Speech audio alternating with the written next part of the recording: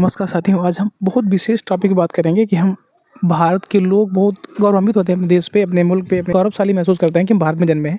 और एक शब्द सुना होगा आपने, विश्व गुरु। विश्व गुरु क्या कि इसकी कोई परिभाषा नहीं होती, हम लोग ऐसे यूँ ही यूज़ करते हैं। लेकिन ये ज़रूर है, हम जानेंगे आज कि हम दुनिया में किस नंबर पर आते हैं। जो दुनिया का सबसे पावरफुल देश है, क्या वो भारत है या कोई हमारा पड़ोसी देश है या कोई बाहर की कंट्री है, और उस एक नंबर पर कौन आता है। आइए हम इन्हीं सभी बातों पर आज डिस्कस करेंगे। तो एक नंबर पर अमेरिका आता है, और इन चीज़ों को जानने के लिए हमको एक पैमाना सीखना पड़ेगा। वो पैमाना होता है जीडीपी। जीडीपी के बेस पे हम ये जानते हैं कि कौन देश एक नंबर पे है, कौन देश दूसरे नंबर पे है।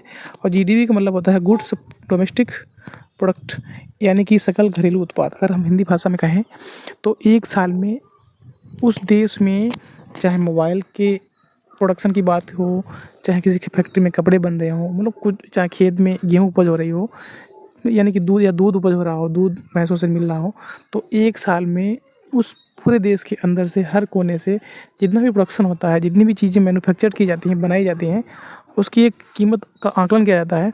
उस बेस पे हम उस देश की जीडीपी का आकलन करते हैं। तो इसी बेस पे हम एक नंबर पे अमेरिका को रखते हैं। इसकी जो जीडीपी है वो $30.34 ट्रिलियन है, और वहाँ की जनसंख्या सबसे ज़्यादा नहीं है, तो उसके हिसाब से ज़्यादा रुपए हैं, कम लोग हैं, तो प्रति व्यक्ति आय वहाँ की ज़्यादा होगी, स्वाभाविक सी बात है। और अमेरिका की प्रति व्यक्ति आय, यानी कि पर कैपिटा इनकम की अगर बात करें तो 77 लाख रुपए प्रति व्यक्ति के हिसाब पड़ते हैं। और दूसरे नंबर पे चाइना आता है। सबको पता है ये सबसे बड़ी हाईएस्ट कंट्री है पॉपुलेशन की, लेकिन अभी कुछ मीडिया रिपोर्ट्स के अकॉर्डिंग माने तो हमारा देश कहीं न कहीं कुछ मीडिया में आता है कि हमारा देश इसको पीछे करके आगे पहुंच गया है।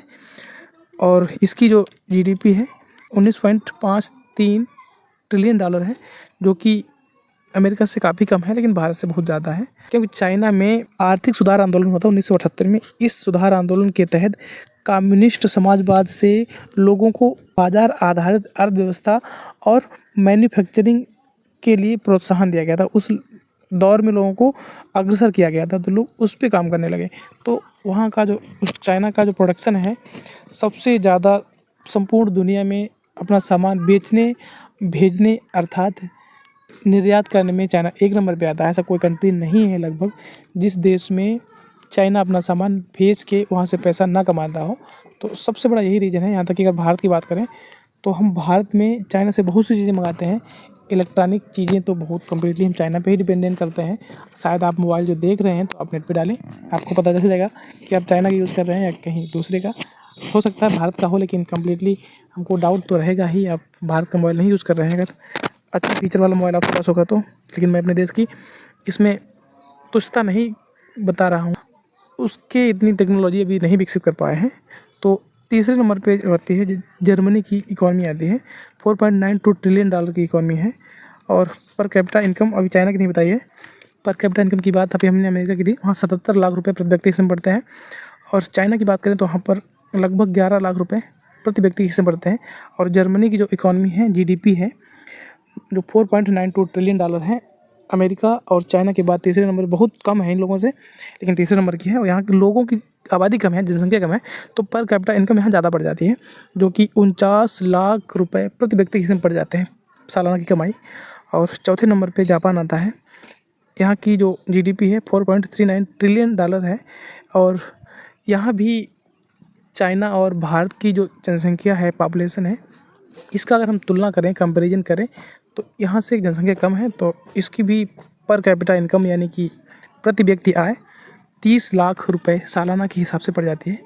और पाँचवें नंबर पे हमारा प्यारा सा मुल्क इंडिया और भारत आता है, जो कि इसकी जीडीपी $4.27 ट्रिलियन है। और पर कैपिटा की बात करें, इसकी इनकम 2.5 लाख के आसपास पड़ती है। तो हम इतना पीछे क्यों हैं, इसके पीछे बहुत से रीज़न हैं। देखा जाए तो कुछ प्राकृतिक, हमारे पास सौंदर्यीकरण तो बहुत है, लेकिन जो प्राकृतिक भंडारण देखे जाएँ हमारे पास, जो पेट्रोलियम के, आज के दिन दुनिया में पेट्रोलियम की सबसे बड़ी खपत है। और सब देशों की उसकी आवश्यकता भी है, नीड है, इसके बगैर कुछ हो ही नहीं सकता है। तो पेट्रोलियम पे हमारे देश का बहुत बड़ा बजट, बहुत बड़ी रकम हमको विदेश को पे करनी पड़ती है। तो एक तो सबसे पहले ये रीज़न है। और दूसरा रीज़न है कि हम भारत के लोग मल्टी टैलेंटेड होने की वजह से एक व्यक्ति को अगर कुछ भी उससे गाड़ी चलवा लो, उससे कंप्यूटर भी चलवा लो, उससे क्लिनिक दवाई भी पूछ लो, उससे कुछ भी खेती करवा लो उससे, तो ये चीज़ें हैं। तो हम किसी एक चीज़ में एक्सपर्ट नहीं है। तो चाइना की ये विशेषता है, वो उसमें किसी व्यक्ति को उसका एक्सपर्ट बनाता है। और वहाँ का जो मैन्युफैक्चरिंग लेवल है दुनिया का हब है।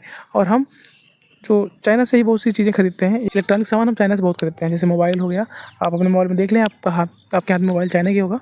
तो ये कुछ चीज़ें रही हैं जो कि हमको पीछे छोड़ रही हैं और इनको अब संभलना पड़ेगा हमको।